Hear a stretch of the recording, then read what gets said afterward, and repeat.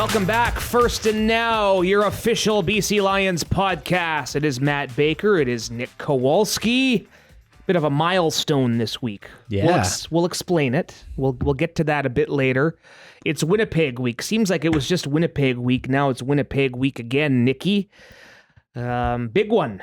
Big one to close out July. But how was the bye week, first of all? You went to the Sunshine Coast? Well, you did some fun activities too. But yes, I got back to the coast for the weekend. Made the most of our, whatever it was, 9 days off, I think, or 9 days in between games, not off, but in between games, right? So sounds about right. Got to the coast. I'm gonna talk more about it in my Go For It at Punt, but that place is amazing. I mean, you really can't go wrong wherever you travel any direction in British Columbia, right? So I'm finding that out, and I know you were over in the interior, right? I will also talk about that in the last segment, but yes, 3 nights, 4 days in Summerland, a beautiful part of our province. And I'll say this, for those who like to go to the Okanagan, of course, whether it's Kelowna or you go a little further southeast to Osoyoos, Summerland, Penticton, the Summerland side is a bit more chill. It's a bit more laid back, and I like it that way. So yeah, had a few good days at a lakefront hotel, some beach time, lake time, and we'll talk about it and Go For It or Punt. But yeah, it was the perfect amount to be away. I was back in here on Saturday. We're recording this on the Tuesday as we fly to Winnipeg Wednesday morning. But before we talk more about the Blue Bombers, we'll get our pal Hustler Paterson from Winnipeg Sports Talk on to talk about what's ailing the Blue Bombers. A chance to drop them to 2-7 this week. Would you ever have thought? We have to touch on it. BC Lions went into that bye week on a bit of a sour note. There's no good losses, but that one stung, at least for me. 25-24. It was there for the taking at the end. What stood out for you?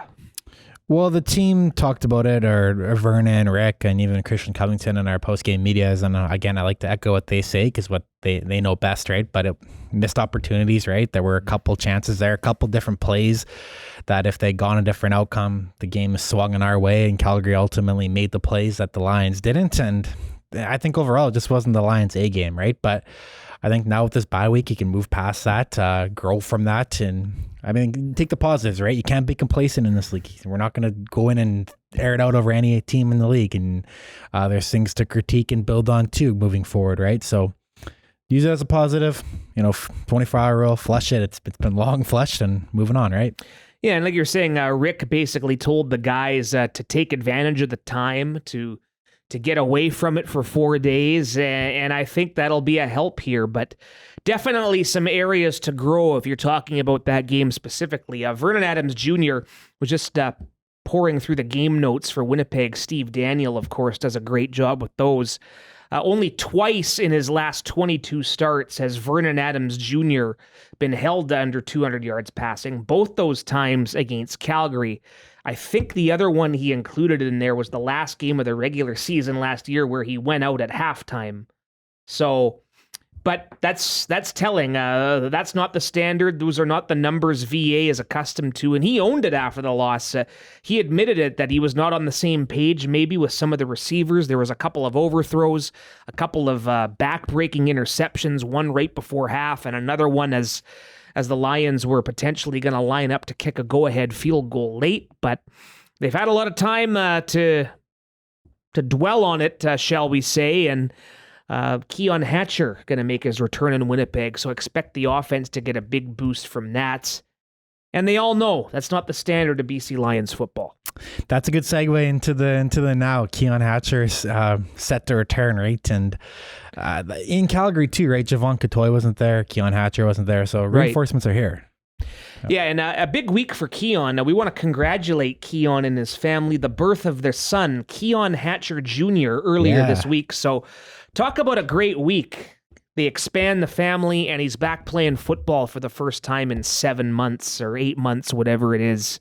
And shameless plug, head to bclions.com. I've got a piece on Hatcher's return up there and just everything he went through and reliving the moment in which he went down. Very, very eye-opening, chilling stuff. It's football doesn't always love these guys back, and we remember the turf monster at IG Field, as it was known then, getting Keon, getting TJ Lee, getting Adam Bighill. Remember that? Adam Bighill suffered his calf injury. But yeah, reinforcements on the way, and I was talking, you had sent me some audio you gathered of TJ for Arrow Up that's going to come out later this year. And TJ flat out calls Keon the best receiver in this league. That's some pretty high praise, and it's probably warranted. It's a valid argument, and I really think maybe the national fan base or media, they don't really realize how good Keon Hatcher is, right? He's right in that echelon. It's almost because the Lions have so many of these guys. You have Justin McInnes leading everybody. You've seen Hollins do his thing this year, so yeah. But last season, this is a number I always look back to. Keon Hatcher dressed in 14 games last season. He would have led the league in yards had he played in that final game against Calgary, but I think he was held out precautionary. Late scratch, yes. Couldn't help you for the playoffs where he put up, 170 yards? 195 against Calgary. Good decision by the Lions management. But the stat I love with Keon Hatcher is he had 87.6 receiving yards per game last season. No other receiver had over 77 in the entire, name any receiver you want. Tim White, Dalton Schoen, Kenny Lawler, Geno Lewis, anybody. Keon Hatcher was 10 yards per game higher than any single receiver. So he is a weapon. He'll tell you he's back stronger as ever. Him and VA had that connection, right? Keon, I don't know. I know we were talking to Hustler later on about maybe a 200-yard game probably might not be in the cards, but if any guy's going to do it and has a kind of repertoire to do it, it's Keon Hatcher to hit that high mark, that high ceiling. So really excited to see what he does in Winnipeg, and it's gonna feel really good having 4 back out there. Yeah, that's when he walks through that tunnel, you see him focused and locked in. That's when it's really going to feel real. Expecting quite a few lineup changes. Nathan Cherry, haven't talked about him as much. Remember, he's been out since last August, tore his ACL in Saskatchewan. He's going to be back as part of that defensive line rotation. Michael Couture getting his starting spot back at center. Going to see Tyler Packer slide over to guard. Chris Slugger, Andrew Pearson, Anu Una going to come off the roster this week. All signs point toward that. You're going to see a bit of a shuffle in the secondary with Adrian Green sliding over to half. Christophe Beaulieu with a draft pick this year out of Laval, earning the start at safety.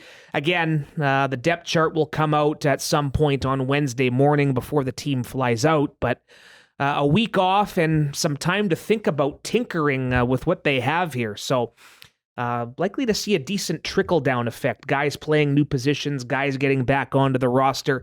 Maybe you need that little bit of refresh, so to speak, facing a desperate Bomber team. Going to be fun. Yeah, and keep an eye out for number 29 in gray this week. That's Christophe Beaulieu, the 3rd-round pick out of Laval. He was one of those guys in training camp where you immediately knew he was there because he was making interceptions, pass breakups, you name it. He was leaving his mark all over the field and definitely earned his spot. I think he gave the coaching staff no choice but to activate him this season. He's someone who's had a lot of tackles. I think he has 8 tackles on the teams already, or he's right up there already too. He's played a role there. Yeah. So he's played his role well, and now he's getting a new role as a starter in the secondary, and he just reeks as a playmaker. He's gonna have his hands around the ball in some way or fashion. So that's one guy I'm excited to see this season or this week in Winnipeg. Big one to watch for it as well. Second of 3 meetings. Lions have not won a season series with the Bombers. You have to go back to 2017. So remember, we were in this situation last year at exactly this time, had gone in there week 3, blew the doors off them, and kind of had the Bombers return the favor in week 9, and that ultimately kept the West Division race neck and neck for the rest of the year. Bombers got the rubber match here at BC Place in overtime in the Gravy Bowl in October, and yeah, you can make an argument that maybe that one really put a dent in the Lions' Grey Cup hopes, knowing that they had to go back into Winnipeg in the Western Final. And we've talked about the craziness that went on there with these key figures getting injured. All right, to talk more about that, we will get our pal Hustler Paterson. What is the mood like in the Manitoba capital with the 2-6 Blue Bombers, who somehow lost that game in Toronto, despite putting up all those offensive numbers and not allowing any offensive touchdowns for the Argonauts? But you have to make plays in all 3 phases. Hustler Paterson is ahead on First and Now. And it is now our great pleasure to welcome in one of our all-time favorites. You don't always mean that when you say it, but for this gentleman, we mean it.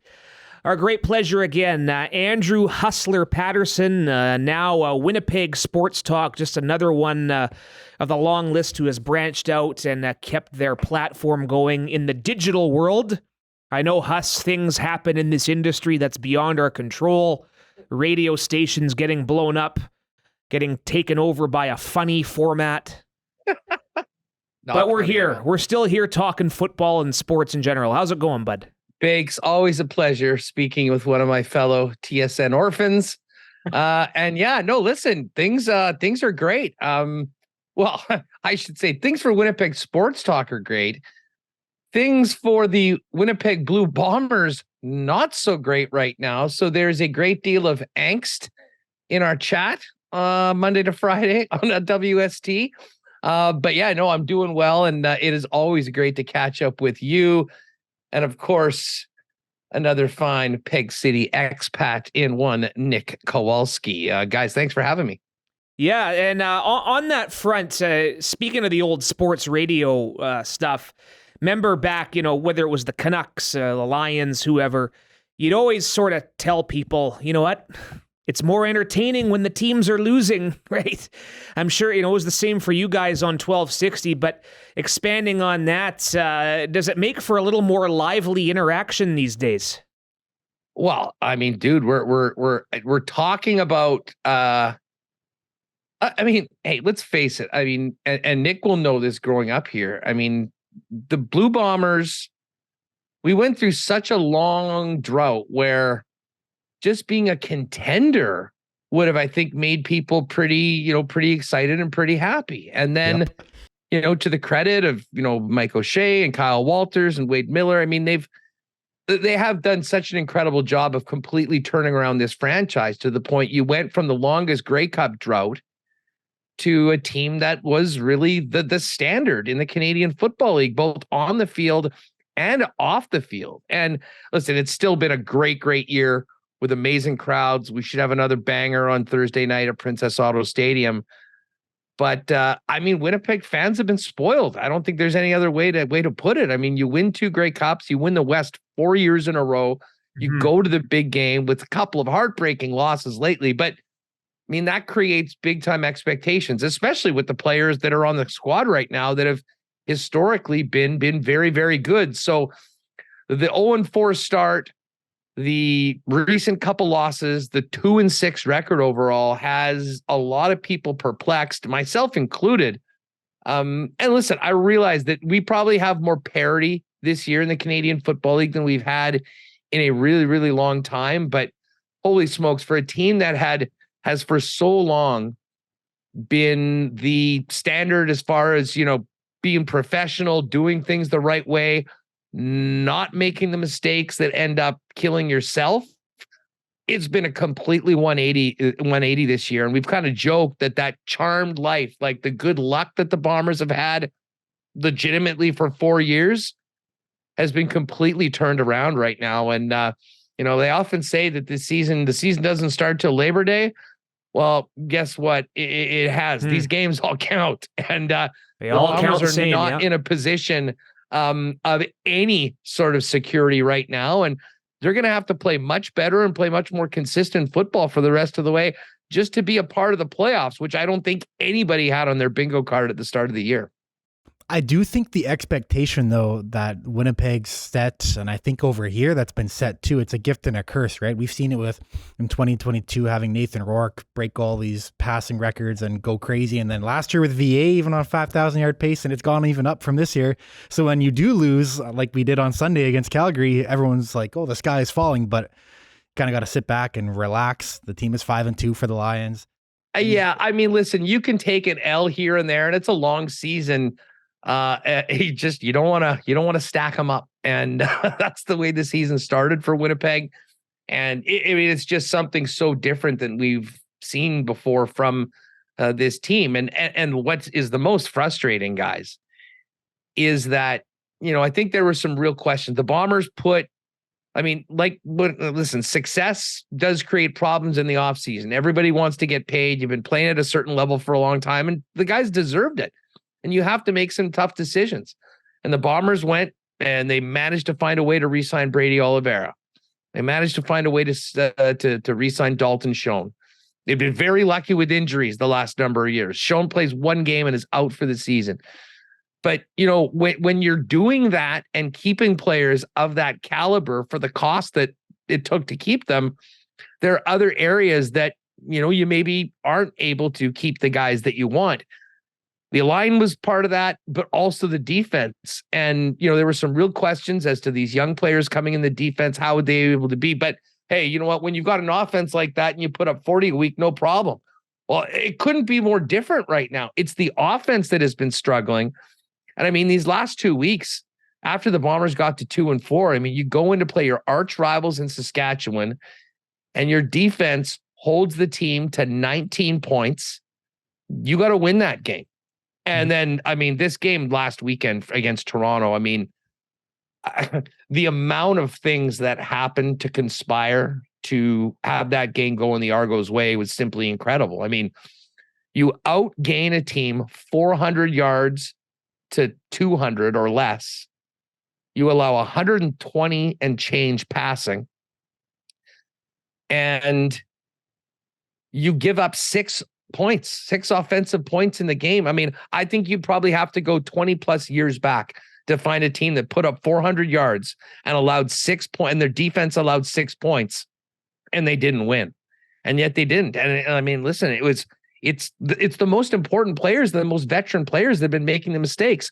Brady Oliveira, Drew Wolatarski, Nick Dembski, all putting it on the ground, losing key fumbles that took points off the board. I mean, listen, you can complain about the refs. Calls go back and forth. I mean, certainly I think there was a lot of people that thought that the pick 6 was a PI on Dembski.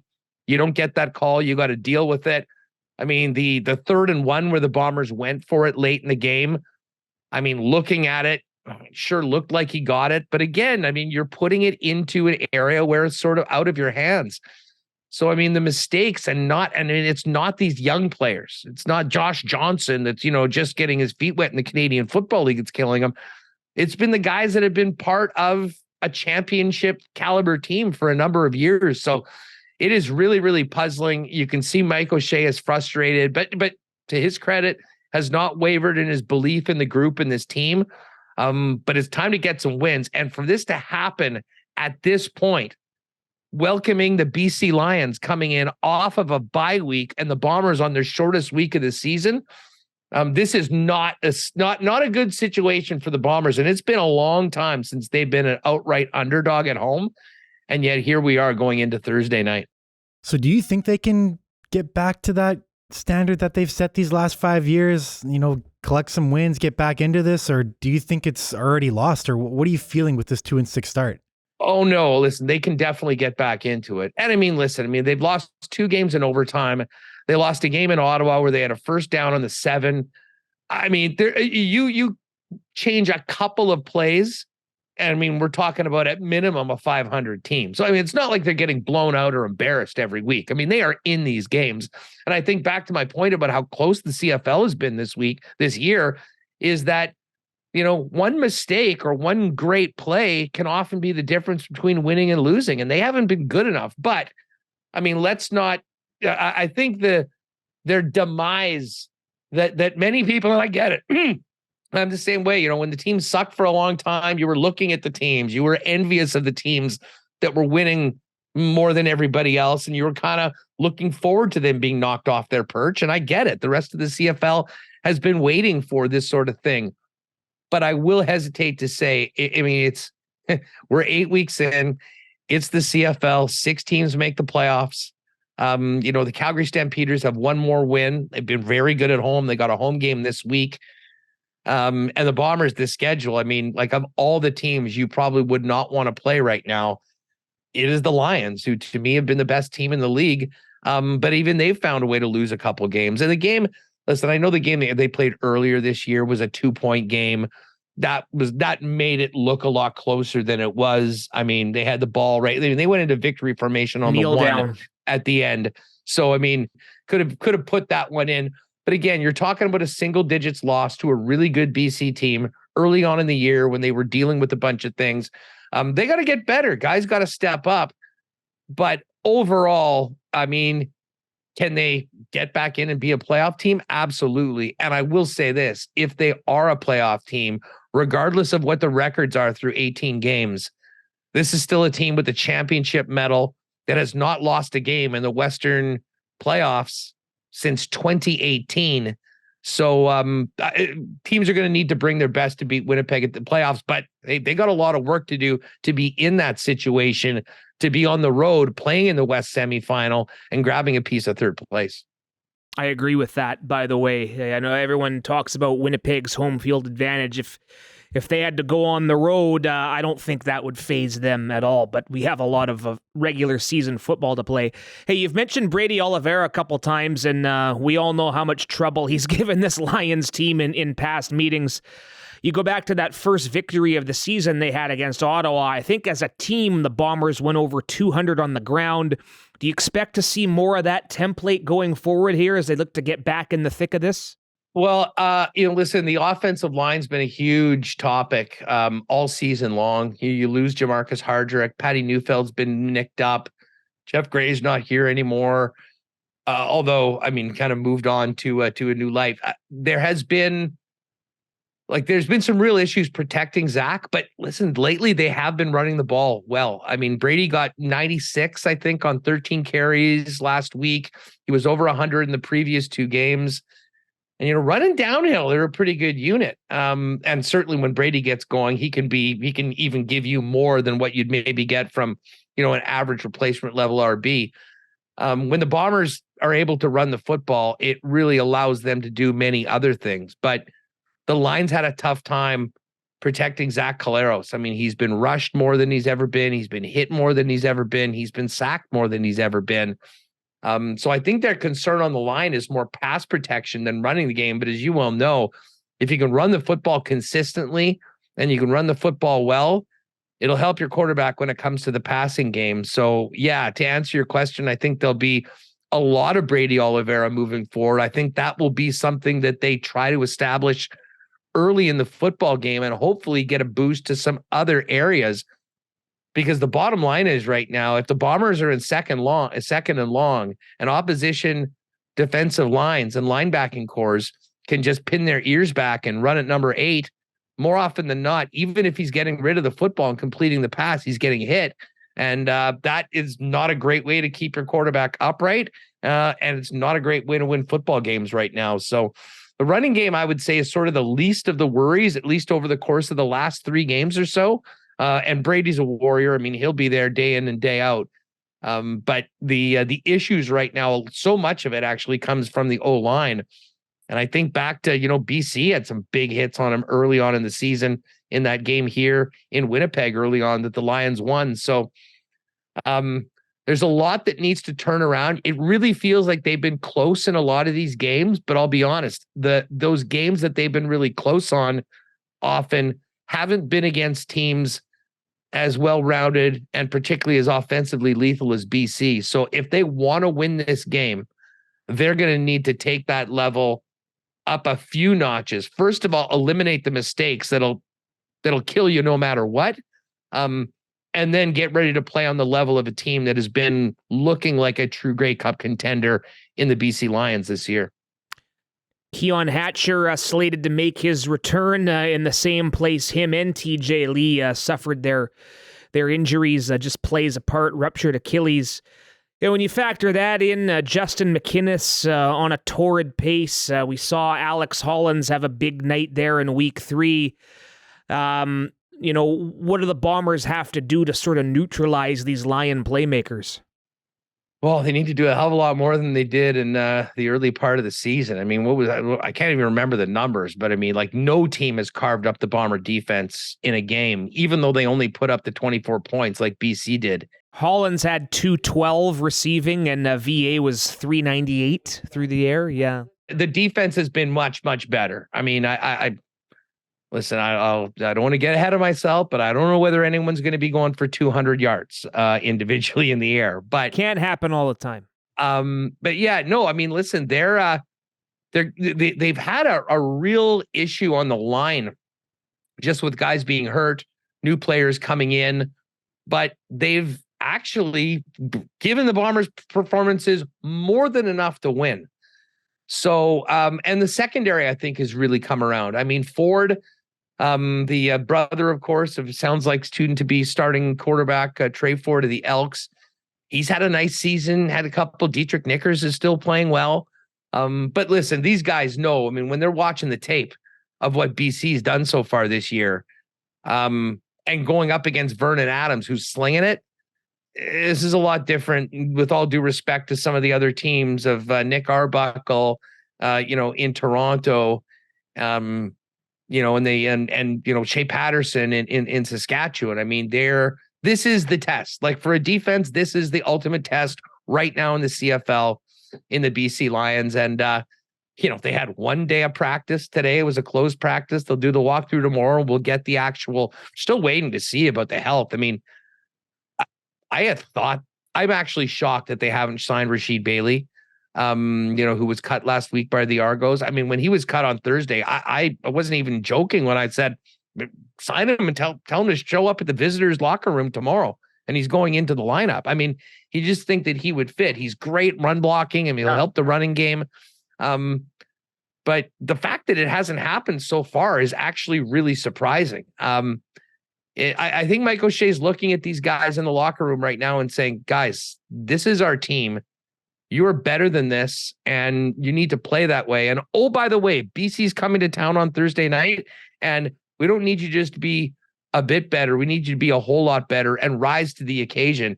And listen, historically, with a lot of these guys that are sort of dragging it right now and have made some mistakes, they have done that in the past. This is probably going to feel like a playoff series for the Bombers over the next couple games. I mean, if they can't get one of these two, you're talking about 2-8. I mean, like, okay, so maybe you can make the playoffs with 7 wins, but that's still, you've got 8 games over the course of the rest of the season. And just to get to that point, you'd have to be 5-3. So they're going to try and do it. It'll be a great crowd. It'll be an awesome scene tomorrow on Thursday night at Princess Auto Stadium.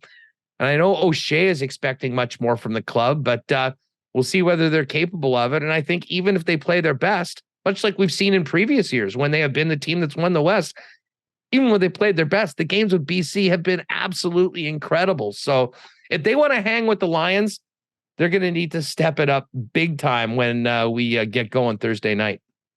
And Hustler, before we let you go, just want to get your overall thoughts about the league in general. We're 2 months in now. Like, I'll let you take this where you want, but do you see Sask as a contender? Is Ottawa for real? Is Hamilton and Edmonton, are they going to make surges? How do you see the rest of the season shaking out so far? Or even how it's gone? You know what? And by the way, just on that, for any of your listeners that want a little more CFL content, wherever you do get podcasts, throw in CFL 110.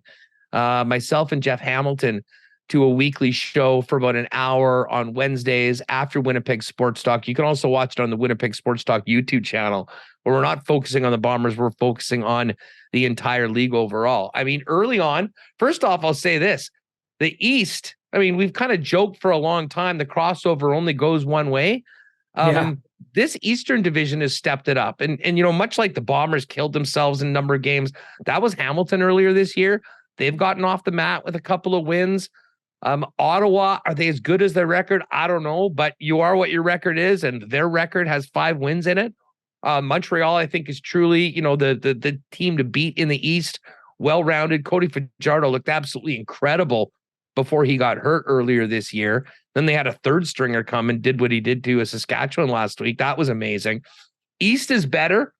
And as far as the West goes, I mean, listen, the offense of BC is scary as hell. And I'm going to give credit. Corey Mace has really done a job of turning things around in Saskatchewan, establishing a new culture. He's a defensive guy. That defense is championship caliber. Whether the rest of their team can follow suit, we will see. And then, I said, Calgary's just a Jekyll and Hyde team. They've been really good at home. And they look like, they don't look like they're the home team on the road, and that's why they're 0-4 on the road. And then, then there's the Elks, and the Elks are crazy that we're talking about this. I mean, for someone that loves the league, it's brutal. I mean, for one of the jewels of this team to be so embarrassingly bad for so long, to have another, what did they start 0-9 last year? They're now 0-7. The memories of the Chris Jones era is going to be an era that almost killed the team. And I hope they can be competitive sooner or later. Hopefully not maybe against the Bombers when they play later on this year. And get a new owner in there and kind of really turn it around. But I will say this, I think, as good as BC has looked, they have lost a couple games. Montreal is certainly not an unbeatable team. And Saskatchewan has looked really good defensively. They're certainly a contender right now. I think those three teams are sort of in a tier right now, kind of above everybody else. But I do think, as we've seen so far, on any given week and any given night on TSN, any team can win. But I do think we're looking at right now, the strength is the Montreal Alouettes and the top two teams. And we'll see whether the Bombers can get back to being the team we remember for the last 4 years, or whether this is going to be a lost season. Because right now it hasn't been good enough. And they got a big test when your boys roll into the Peg on Thursday night. Won't jump to conclusions. So this exact same week last year, we all remember what happened. This Lions team was riding high, had a chance to really separate themselves, and did not quite happen. But looking forward to it. Always look forward to coming there, Huss. And we'll maybe see you at the Gold Eyes baseball game on Thursday night. We're going to make it a true sport trip. A little baseball, and then, of course, the big game on Thursday. If you're coming to the Peg and you're around downtown and the Fish are at home, get down to the ballpark. It is always a fun night. Get a couple in, and that'll be a more, people go to the baseball games and they have fun. They have a few beers. They eat the great food. And I mean, they always have a great time and they hope the home team wins. It's a little bit of a different crowd at Princess Auto Stadium. And it's not like the crowd's turning on the Bombers or anything like that. I think they will be ready to go. The crowd's been awesome all year long. They've been behind the team, and I think they realize the team is going to need everything they can from every person in that stadium. So they're going to try and give the BC Lions their biggest test of the year. And as they say, the Bomber BC games are always amazing. I think back to the series last year. I mean, they were classics, with the exception of the time where you guys just absolutely steamrolled the Bombers early in the year, and what we thought was a wake-up call. The wake-up call has been a month and a half right now. And if they don't wake up, it could look like week 2 of the 2023 season. So bring it on. I'll look forward to seeing you at the ballpark tomorrow, and then see you preening around the sidelines as you're known to do during the games. There you go. When we kick off on Thursday. Oh, you can count on that. And first round's on you at the park. See you then. Take care, fellas. We'll see you tomorrow. Thanks, Hustler. Huss. Nice catching up. Hustler Paterson joining us, and a pretty thorough breakdown of all things Bomber related, and I'm with him. You by no means count anyone out at this stage. Well, except maybe Edmonton, but that's another story for another day. Hey, Trey Ford's back, apparently. He's back. Edmonton at Saskatchewan. We'll hit on it in just a few minutes before we go for it or punt. But I agree with him 100%. If this team can string out a couple of wins together and perhaps get in as a third place team, you have to. That's not a reward any team hosting a Western semifinal would want for that playoff game. So maybe more of an incentive for this Lions team to finish first. Yeah, you can really. The way I see this game is you either open the door or slam it shut. Right, when it comes to Winnipeg even catching first or going to Winnipeg for a playoff game if you're looking super far ahead. So it's important. We saw this last year. It's the deja vu is creeping in a bit, right? And week 3, big win at Winnipeg, and week 9 or week 10 or the first week of August, call it. Gotta do it again, right? You can't open that door back up for the Blue Bombers, because if you give them an inch, they'll take a mile kind of thing, right? So you can never take this Bombers team lightly. It's one of those things where you throw out the record books. Absolutely. Go play your A game and let the football take care of itself, right? And that's a big thing talking to these players and coaches. They don't look at the other. It seems like it's been the theme every week. Well, we're not looking at what their record is. We know what they're capable of. 5:30 kickoff, 980 CKNW, Moj and Julio, the pregame show at 4:30. Lions Radio Punjabi on Shere Punjab AM 600. Harp and Tack have the call. Pre-game coverage there at 5, TSN and RDS this week. Of course, on the television side. All right, for those watching, we're looking a little festive here. It's nobody's birthday today, is it? No, but we're celebrating. We are. Episode number 100 between you and I, dating back to, what was it, like February of 2022? I looked at it today because we were pulling some past clips. It was March 11th, 2022 was when this got 11th, booted back up. Yes. And it's been awesome. Over 2 years, and like we said, 100th episode. Happy anniversary, man. That's great. It's been a blast. Here's to at least 100 more, and stay tuned for those subscribers. We're going to upload a little something special here as well to go along with this episode today, and some of our greatest hits, some of our more informative interview clips for the last 2 years. But that first one with Rick, we were talking about we were asking him what his first concert was, I think. Does that ring a bell? Yep, that does ring a bell. I remember you mentioned that he plays Tom Petty down in his office, which was back over our right shoulders back then. And that's another thing, too, when I think about doing 100 of these. We've gone to different locations, different setups, too, right? It's not always been perfect, but we've made it work, right? And think about going to the Go-Go Wall Center back in the first season. Kamloops, obviously, and the dining hall with Lucky and Dom Rhymes. Kyle Nelson this past year, right? Lucky talking about Dallas Cowboys practice and Jerry Jones landing the helicopter. And that could be a good clip maybe we dig up. I don't know. But yeah, it's awesome. And we love bringing it to you. And it's only gotten better and better. And we expect it to keep getting better. Lions Dens, we've done it on the stage there in Regina and in Hamilton last year. Matthew Betts, yep. After he won his award.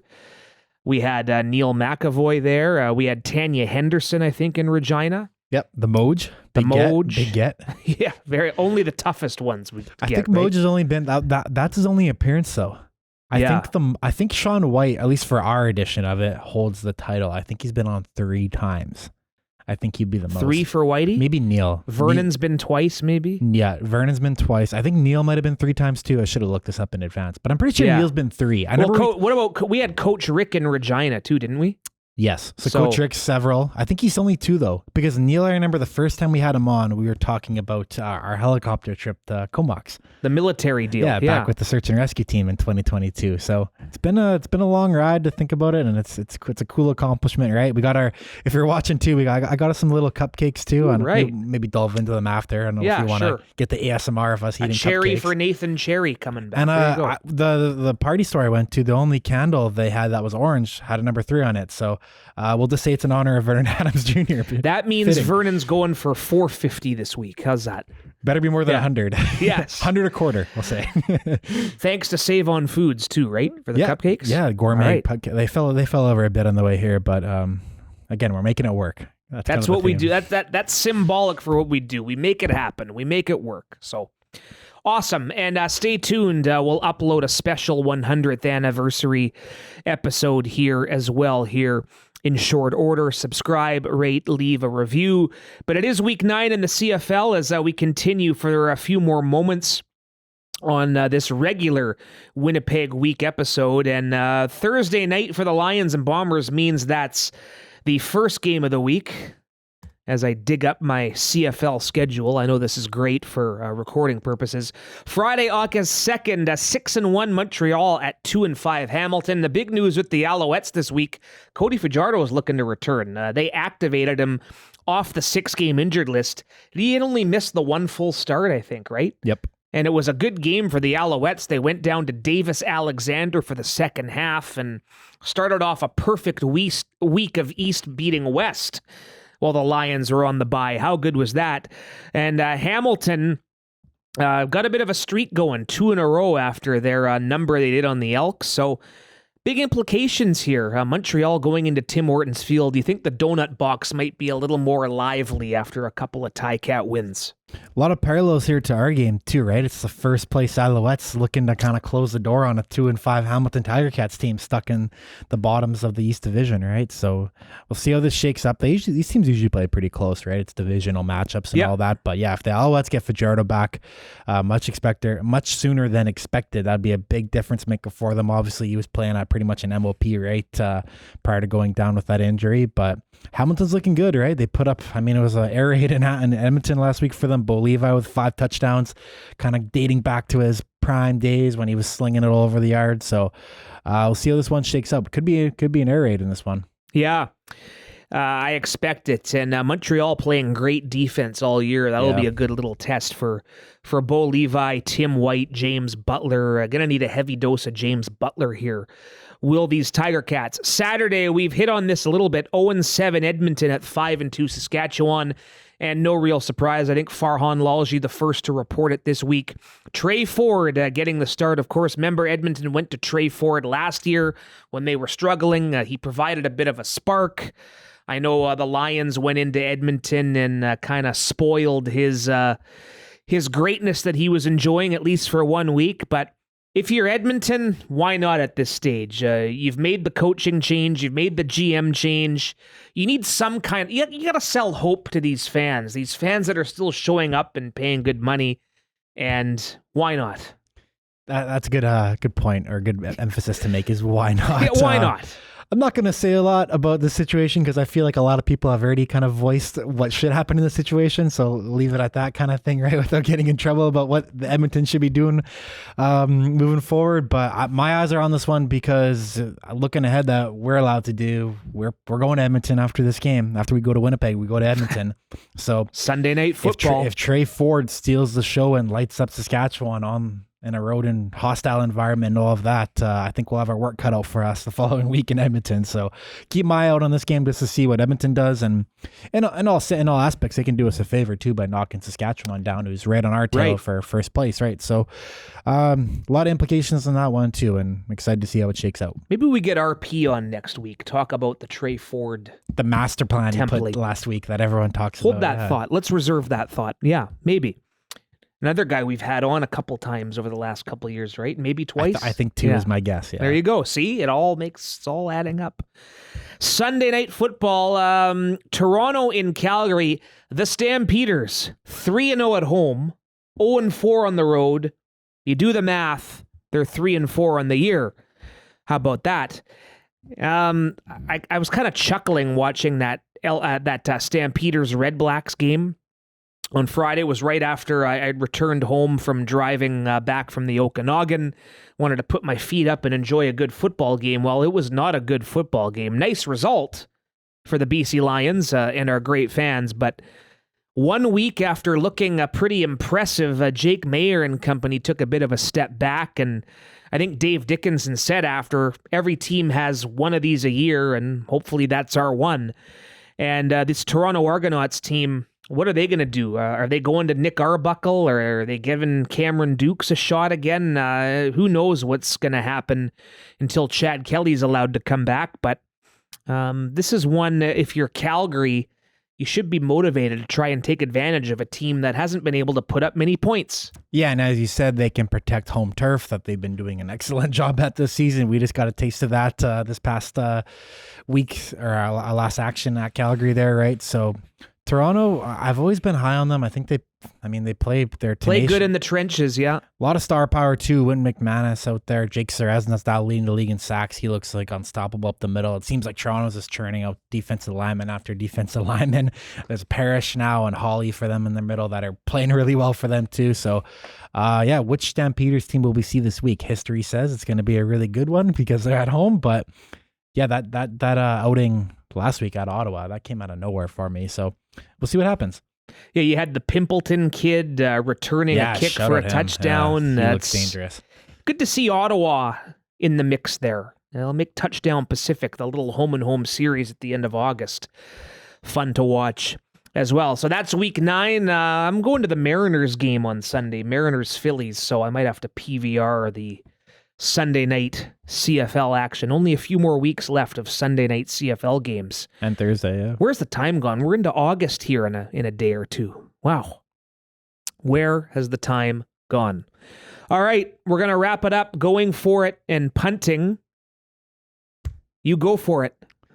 I think I got to mention the BC wildlife. It comes to me and just all that's available to see. So I was in shock on Saturday night.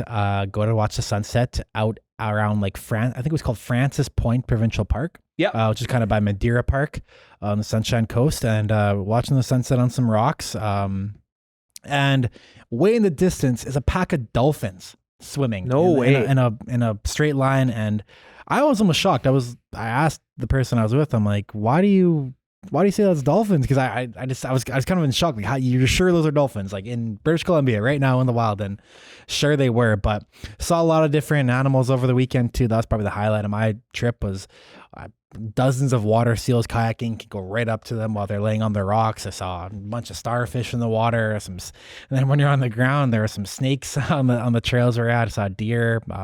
Tons of dogs out there. The vibes are always really good out there in Gibsons and Sea Shelton, all those areas out there that I'm really digging. I'm making sure I'm getting out there a lot. So just the wildlife, it's pretty incredible out in BC, and it's a lot of wildlife I enjoy too. It's not like those crazy big spiders you see in Australia that we don't get over here. So I'm really digging the wildlife. No snakes. Well, they're little garter snakes or whatever they're called, right? That I saw. So I'm not really scared of snakes, though. Not as much as the average person. I've seen a few on the golf course back in the day in a Soyuz there. Yeah. Yeah, so it's all over. Yeah, if you like the outdoors, and I've never seen dolphins yet, so I'm jealous. That's good. I'm going along with the same theme here. Wineries, can't beat them. Okanagan trip, our daughter and my parents were there, so wife and I got out alone for an evening. It was good, and we usually do a full day tour, but my wife says to me, let's not do that this time. We always end up getting a little buzzed in the middle of the day. It's hot out. So we just went to one, Lunescence in Summerland, sat on the patio, did a tasting, just the one tasting, and came home with a few bottles. So can't beat it. Just good BC wine, summertime, Okanagan Valley. It's like a gold mine of wineries. So can't beat that. Really enjoyed that. We didn't do any wineries. We actually did a cider bar. I actually was watching the end of the Winnipeg-Toronto game on a picnic bench at the cider bar because I saw it was close and had to pull the phone up. But I got this Earl Grey cider and it tastes like bubblegum, and I bought a liter of it, brought it back home. That's good, yeah. It was a cidery right out in Sea Shelton. But yeah, a lot of good outdoors activities for indulging in a few beverages too, right? And especially when it's all sunny out in the summer. But it kind of goes into my punt is that I was just itching myself. I'm covered in mosquito bites. So I think it was during that sunset. No bug spray in the Sunshine Coast, Nikki. That is my mistake, I guess. Hey, in hindsight. Well, it's something you don't always think about. One of the funny things I did too is when we went on the kayaking, I brought my towel into the kayak. It got drenched. So kind of defeats the purpose of a towel, right? So maybe I'm the punt. My decision making not clutch down the stretch, as you could say in football terms. You're from Winnipeg. Mosquitoes are a big thing there, aren't they? I know, but I'm punting them in Winnipeg too. I'm punting them everywhere. So I guess mosquito bites, my decision making, all that combined is my one big punt. There you go. I am punting, and let me just say, I've enjoyed watching the Paris Olympics so far. I'm really invested in the basketball. Canada's men, especially 2-0 after knocking off Australia on Tuesday morning. Possibly a shot at a medal. They're in the quarterfinals now for sure. They'll wrap it up the group stage against Spain, but there's too many events now. Do we need skateboarding in the Olympics? I'm punting that. There's some other crazy ones, right? Break dancing. Yeah, that's one. Yeah. I've loved the rugby sevens. I'll go for that anytime, but when I saw skateboarding, I'm like, yeah. Maybe I'm just annoyed because, maybe I've become a bit of an old man. I find skateboarders kind of annoying, and like we did the radio show at Boston Pizza Stadium a couple weeks ago, and there were all these adults skateboarding out front there at Terry Fox Plaza. It's like, really? Come on. I'm with you on the Olympics aspect of it. Yeah, I should. Too hard to follow. I should pump the brakes. Nothing against skateboarders, really, but anti skateboard. It doesn't. First to now. It doesn't really scream Olympics to me, is what I'm saying. I don't know.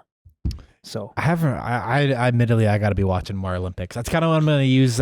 We have a weekend off. Not we didn't have a weekend off last week technically, but we have a weekend off this week. So I think I'm going to use that weekend off. Canada, Spain this weekend, I believe, or might be Friday. And the Get basketball, into it then. Very entertaining. And, Team Canada though, right? Like basketball, star power now. And Jason Tucker was telling me, you might win a silver medal in basketball. Yeah, I would take that, right? Canada's going to beat the U.S. That would be unforgettable. That's not a guarantee. No, Canada USA basketball would have to be like if that happened in a gold medal game, that'd be the biggest televised event in quite some time. I'd say. I'd say so. Right? Yeah. For the summer, outside of Canada's hockey playing for 100-meter gold, dash, right? maybe compares, but that'd be a huge event, at least in North America, obviously. So there you go. But you won't see me watching the skateboarding. All right. What if the skateboarding's going on during the gold medal game? You're going gold medal? Probably. Yeah. It's going on. Break dancing, even I guess fencing's been there for years, but just there's a lot of funny sports. Yeah. Love it. Paris 2024. Los Angeles in 4 years. So love that. Go watch the skateboarding live. Go down to Venice Beach or something with Han Chang, and if he's going back to LA anytime soon. So anyway, first and now, great episode number 100. Again, be sure to download our 100th episode special. We're going to relive some of the top moments over the last couple of years. Matt Baker, Nick Kowalski, well done. We're going to go devour these cupcakes now, courtesy of Save On Foods. And we'll talk next week ahead of the Lions and Elks.